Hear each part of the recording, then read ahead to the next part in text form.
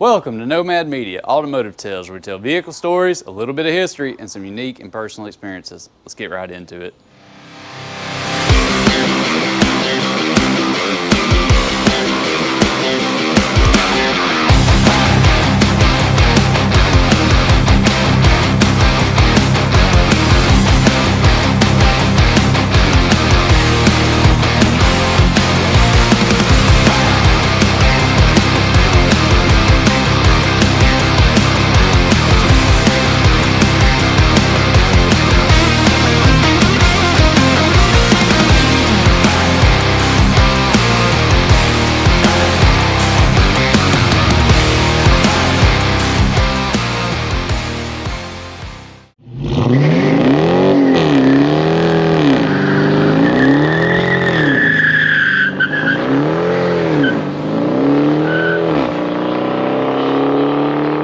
Welcome back, and today we have Clif Smith with his 1955 Chevy 3100 Series 2. And really, I'm just going to jump right into this and let Clif actually explain to us what a Series 2 3100 is. So, Series 2 is basically a mid-year model change for the truck. 54, they had a different body style, and basically they used all the sheet metal they had left up till mid-year of 55 till they got everything retooled, and then this is the product in 55, which is 55, 6 and 7, 8 and 9, 5, 6 and 7 single headlight, 8 and 9 they went to a double headlight, but it's basically the same cab, fat fender truck. I think it's one of the most desirable trucks there are, just because I own one, I guess. But well, I agree with you too, because I really like these trucks as well. Yeah. The only thing they're missing, running boards, man. Yeah. They don't need running boards. Yeah, it don't need it, but you can't be low to the ground. It does have a step right here, though. Yep. So. Oh yeah, but I know that this right here is not normal to it. This is definitely a custom touch from you, I think. That is not normal. The scallops aren't normal. One thing about this truck, the green is the original paint. I'm the third owner of this truck. I have every piece of paperwork from the day it was bought new, January the 8th of 1956. I have the window sticker, the bank contract, the bank note, I guess. It was 23 payments at $42 a month and one payment at $44. So imagine buying a new truck for $42 a month. Oh man. It was bought new for a hardware store, and thankfully the guy that bought it new, when he retired from the hardware business, he put it in a shed and left it there instead of leaving it in a field. Which is where a lot of people tend to think the best place for them are. Let's just stick it out there in that field. Yeah, let the trees take it over.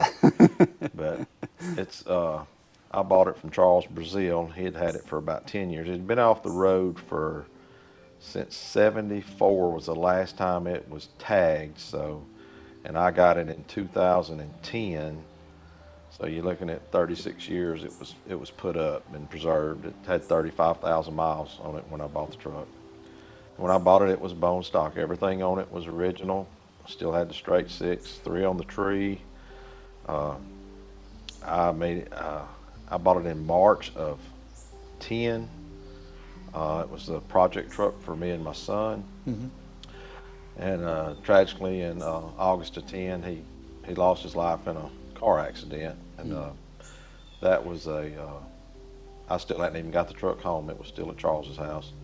But it was, that was a bad day. Anyone that's lost a child, I say special prayers for you. But, my son, he didn't get an opportunity to help me turn the bolts on it or tear it down, put it together, do anything that was done on it. But he had life insurance policies, and he funded a lot of the truck to get it on the road. Because I told my wife, I said, that money's not my money. That's his money, and I'm going to spend it and create a rolling memorial for him. Yeah, it's a really special thing you did for him too. And it goes everywhere. It's driven everywhere. It's probably been trailered twice in the last 12 years. I got it going. I got it on the road. I finished it August the 12th of 2012, and he died August the 15th of 2010. So in that 2-year window, I got it done. Of course, first place I went, so I drove it to the cemetery to pay homage to him. Let him see it. Let him see it and let him hear it. Oh yeah. It was loud. What did it have in it then? Because you said inline six is not going to be loud, right? It was, the truck was torn to the frame. All the sheet metal's taken off of it. Put a Mustang 2 front end under it. Put a TCI rear leaf with a Camaro rear end under it. Had a 327 in it with a turbo 350 transmission in it, and run great. Was a great dependable motor and a great dependable truck. I drove it for probably 6 or 7 years like that, and I decided I needed a little more horsepower, and I needed to put a manual in it, because if you're an old man and you've got a hot rod, it needs to be a manual. It doesn't need to be an automatic. Just no matter how hard the clutch is to push some days. I like your thinking there, man. Yeah. I really do. Yeah. So now it has a 355 in it with 450 to crank, and it's got a Borg Warner Super T10 4-speed in it, and it's an absolute blast to drive. I've driven this truck to Panama City from Hartsville, Alabama 8 times. I've driven it to Bowling Green, Kentucky 5 times. I've driven it to Hiawassee, Georgia to show over there probably half a dozen times. It's just a great driver, and it's really fun to drive. And it cruises 80 miles an hour down the highway. And I tell you, that's one of those things, it's like, it really made me want to get your story too. Not just to, hopefully this will honor your son to some extent, since I knew that a bit of that story, not the whole thing, but I love the fact that you drive it. It's not a garage queen, it's something you drive, and that goes into something that I'm always talking about on these stories, that take your cars out and drive them, people. Like, because when you let them sit, you ain't doing no favors to yourself or the vehicle, and people are going to love it when they see it. So, I put 18,000 miles on it in 12 years, and there was 2 years that it was down for drivetrain changes or interior changes. I've changed the interior out of it 3 times, 4 times. It's the 4th set of seats I've had in it, but I'm comfortable with them now, so I'm not spending any more money on that part of it. I know you just got that done here recently too. I did. I got them put in probably in June, and I had the Amish people did a great job. If you need interior work, contact the Amish in Etheridge, Tennessee. They'll do you a great job at a great price. All right. But some more about the truck. This logo here. When I got the truck done, I picked it up on a Thursday, and that Saturday was the big Ardmore car show. Okay. So I didn't have the scallops on it. It was just a green truck. But I went to Ardmore. There's a couple of guys there pinstriping. So I just sketched out on a napkin, Clifhanger barbecue, and this is supposed to be a houndstooth hat. And I went and talked to one guy about it, and he come over and he looked at the truck and he said, it's $500. I have to come to your house, take me half a day. I said, well, I'm just trying to get an idea of a price. So this other guy's over here doing rat rods, and Stroker was his name, what he went by. And I asked him if he'd do it, and he said, well, I need to see that. He said, how good's the doors? And I told him, I said, there ain't a door on this property probably any better. Even the $70,000 cars, this truck is straight. It's never been wrecked. It's got one dent in it on the passenger side fender. But he come over and he looked at it. Well, he told me, he said the price will be right. And I said, your price and my price may not be right for me. So he comes over and he looks at it and he says, man, those are some really good doors. I said, yeah. I said, well, what do you charge? He said $75. And I was like, a door? He said, no, for both of them, I told him, get your paint out. and 5 hours later, the rest is history. It's 1,500 cars that's showing we're the last person to leave. That's so cool though. Like, you got it done there at the show. Like, at the show. It makes me think of some of the car shows that I've been to, and the only one that's sticking out like immediately, but it's because it's just a little while back is Rocket City Octane, which I'll link a video down in the description if you want to see what it's like. They actually do pinstriping there. Now it's not whole doors, but they take parts or whatever you want to take to them, and they'll have the guy pinstriping. I think it's the guy from Speed TV, if I'm not mistaken. I'm about to get scared on this online because I don't remember who the guy is. But Yeah. Well, while he was striping it, I was telling him I wanted the roll tidy put on the bottom, and I told him, I said, that's just something my son always, one of his quotes was, "Can I get a roll tidy?" And so I'm telling him about that, and he said, and Strucker, he says, well, you talk about him like he's not here anymore.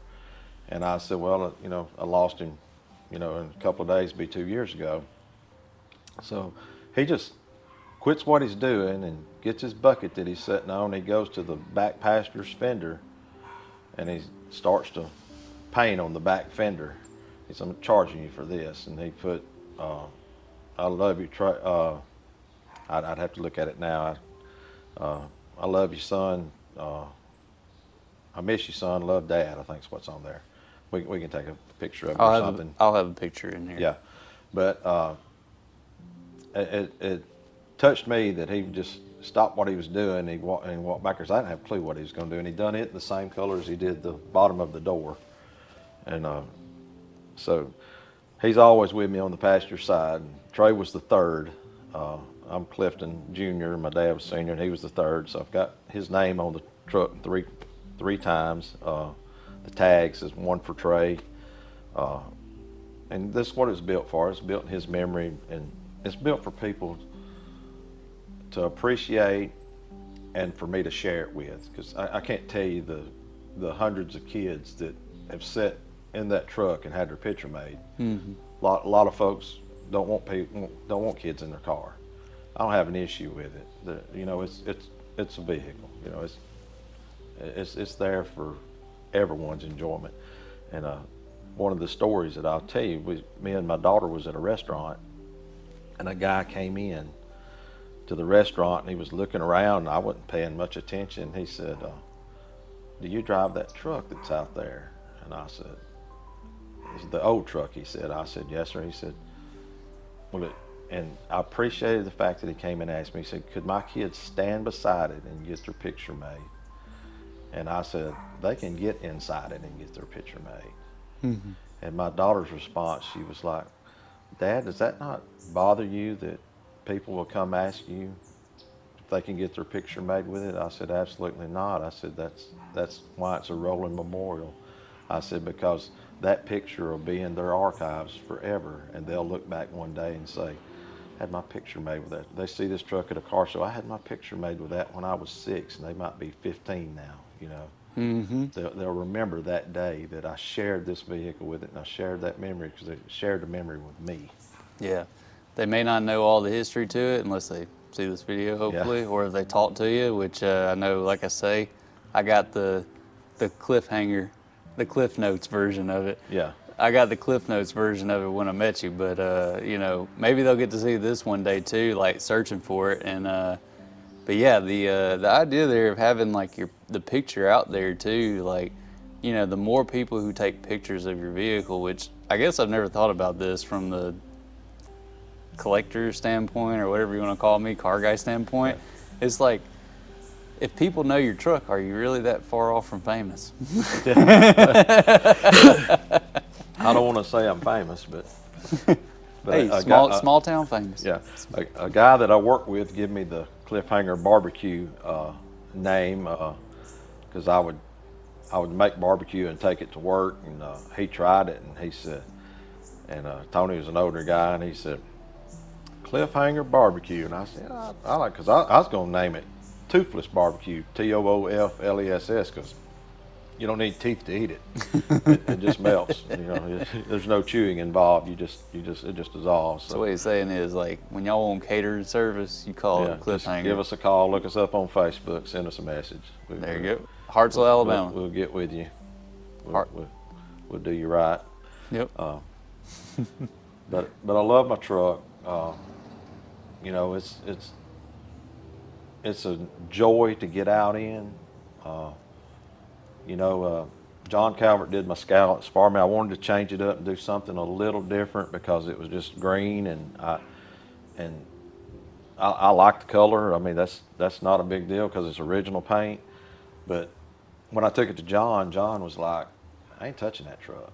I said, "This is what I want to do, John," and he done a great job. I give him full reign. He said, "What do you want?" I said, "I trust you." And a lot of people will go into a body shop and tell a painter, I trust you. Just do your magic." And I'm more than pleased with it. I think it looks great. It's different. It stands out. Scallops is old school. That's 50s stuff. And that's why I went with them. Is John his name was John? John Calvert. He owns Calvert's Collision Body Okay. Indicator. Indicator. Is Yeah. he? Would he happen to be a pinstriper? He can do it. He does airbrushing. I don't think he does pinstriping. He might do. Excuse me. He might dabble a little bit in it, but I've never had him do anything for me personally. Okay, I've never heard this about airbrushes, but I've heard about pinstriping. So that's why I brought up the pinstriping. I'm like, I've heard if you ever want pinstriping done, and for the life of me, I can't remember who told me this, and I'm pretty sure I did a story on their vehicle, so forgive me if I'm forgetting who told me this and you're watching this, but they told me if you want good pinstriping done, you give them free reign. Yeah, exactly. You don't ask for something, you let them go.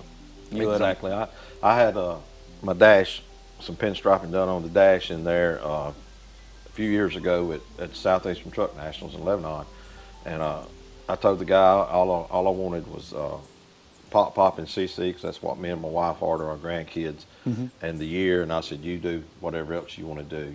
You lay the stripe out however you want to lay it. I'm not going to tell you how to do your job because you've done enough of them. You know what's going to look right and what ain't going to look right. George Zoller, that's who told me. That's who told me that, George Zoller. But go check his truck out below as well. So. But this thing has been a labor of love. Not to say, and like I said, it's a driver. I drive it everywhere, but I doubt I drive it to Panama City this year because the older I get, it's a really hard drive to drive because it's 360 miles, and it takes about 8 hours in this truck to get there. You got to stop 3 times for gas, Yep. And it's loud in there, and it's just a constant roar. But it's proven its metal. Right. It's made 8 trips down there. There's very few cars down there that's going to make 8 trips every year. Now, it's not been without problems. The very first year I went, I'm going down 231. We're running about 80 miles an hour, and I heard a poof, and it died, quit. Oh, good. Oh, goodness. Yeah. So I get off on the side of the road. I'm 10 miles from Panama City. I get it off on the side of the road, and I'm like tapping on. I'm getting fuel. Good thing about an old small block Chevrolet: fuel, air, and fire. Yep. It's going to run. One of those 3's got to be the problem. So found out I didn't have any fire when I pulled number 1 plug, put a screwdriver on it, had her turn it. It's not firing. So I pulled the distributor cap, and it's blowed a hole. I don't know what happened there. Blew a hole through the top of the distributor cap. So I have to have it towed to where I'm staying at. But it was a quick fix. It's a couple $100, and I was back on the road. Yep. And that's the glorious thing about these old vehicles too. You can actually do that. You can fix it yourself, just wherever you're at. As long as you got a small toolkit, you're good to go. Yeah, and it didn't deter me from driving it back the next year. Yeah. I got into the next year, and I rode it. My wife, she goes with me, and she's an absolute trooper riding in it. Now, you mentioned Panama City here too before we get off of this subject. What show, where, why? It's Emerald Coast Cruise In. It takes place at Pier Park. It's the second weekend of November every year. It's a great show. The first year I went, they probably had 1,000 cars. Last year they had 2,700. Okay. And I'm planning to try to go down there with him this year, assuming we can all both make it work in our schedule. So come on down, see us, or keep an eye out. You may see us on the road. Yeah, it's a 3-day show. It's Thursday, Friday, and Saturday. Okay. And they have some great bands there. It's just a great time. it's not a show that you're going to do a lot of cruising, but you are cruising up and down the beach, you know, to get back and forth from where you're staying to the event site. So, you know, anytime you drive an old hot rod on the beach, you know, that's just cool. Oh yeah, it's just yeah. Yeah, driving in the mountains is cool, you know. So, When you say driving in the mountains, where have you been in the mountains? Hiwassee, Georgia. They used to have the Moonshine Cruise was there for several years, and now they've moved it to Dalton, Georgia.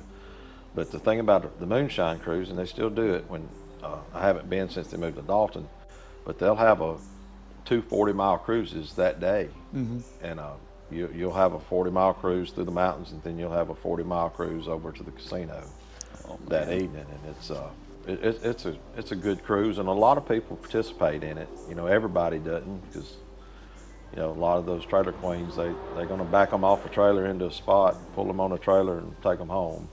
I got some jokes on that. I'll tell you after the camera. You meet me in person, you ask me about them. I'll tell you, but I'm not going to say it on camera because I might embarrass some people. You know, on the other hand, a lot of people say, you know, they ain't a horse at the Kentucky Derby that walked there. Most of them came by plane. Oh yeah, oh yeah. But I don't know what else I can tell you about my truck other than it's probably as dependable a vehicle as I own. I wouldn't be scared to get in it and drive it to California tomorrow. That's how much confidence I have in the truck itself. Well, how about I make a comment on that, then we can move towards getting to hear this thing run. All right. With that right there on the dependability, you know, if you have these cars, like I mentioned, don't let them sit up.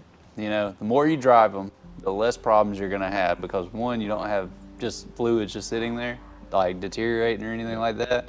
And also, when you blow holes in your distributor cap, you know, you're definitely going to know. Like if you're letting it sit in the garage, you're not going to know until the worst possible point. But if you're driving it, like, and you're on a trip or something like that where it's planned, Yep. you know, it's like, and you have a catastrophic failure like that, hopefully it's not catastrophic in the sense of like, oh, my engine's gone, but you know, if it's something small, you can deal with it and then get right back to the fun. So, but if, go ahead.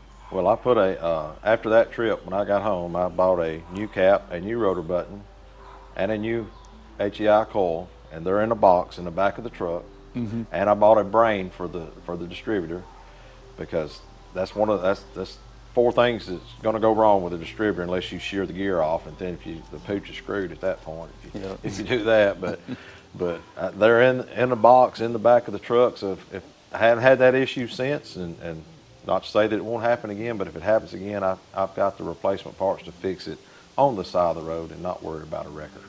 And spare parts. You can throw a box of spare parts in your bed, like either in the bed if you got a truck, or you throw it in the trunk if you got a car, and it ain't gonna take up a lot of room. Yeah. So if you got a 1/2 inch, a 9/16, and a 5/8 wrench, you can about take this truck apart. yep, pretty much, That's man. about all you need. I would say it's about the same as my car, but you know, I've kind of chopped mine up a little Yeah. bit. So like I got a little bit more than that now. Yeah. But how about we get to hearing this thing run, man? Yeah, we can do that. All right. We can definitely do that.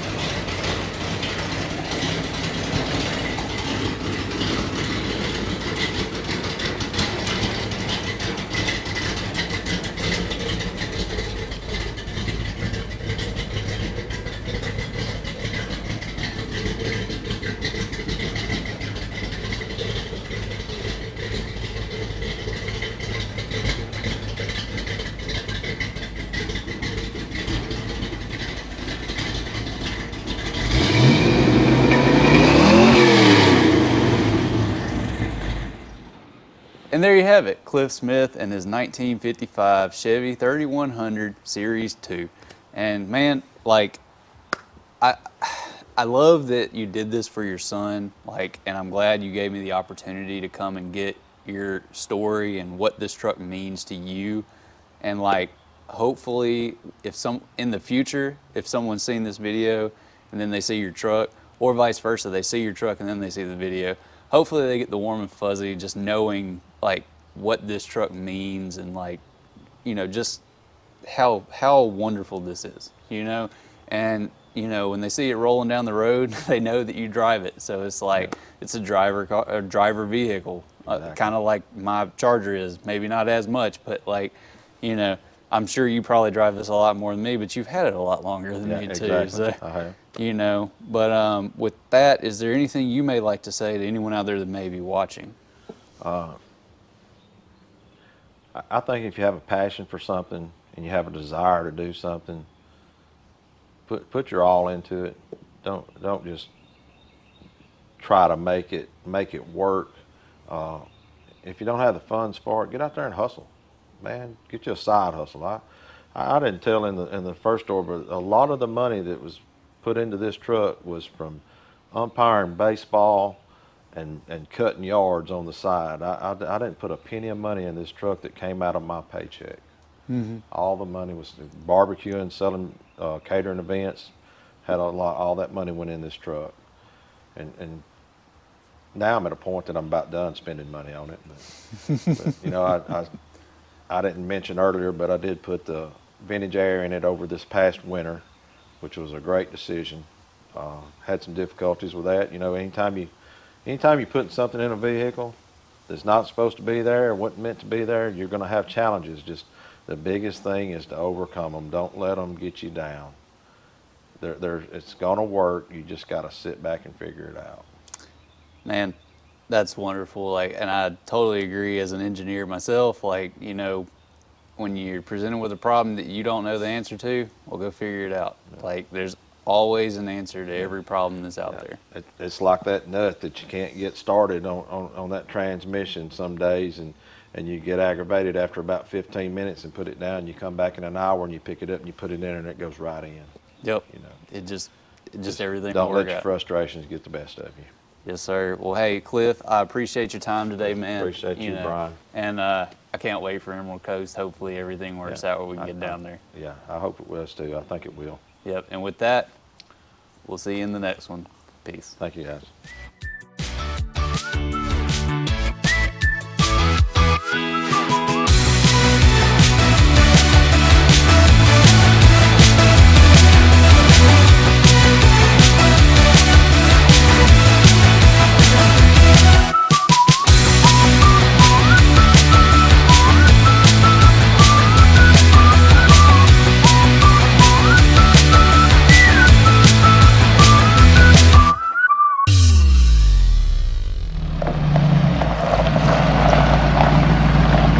At the next car show.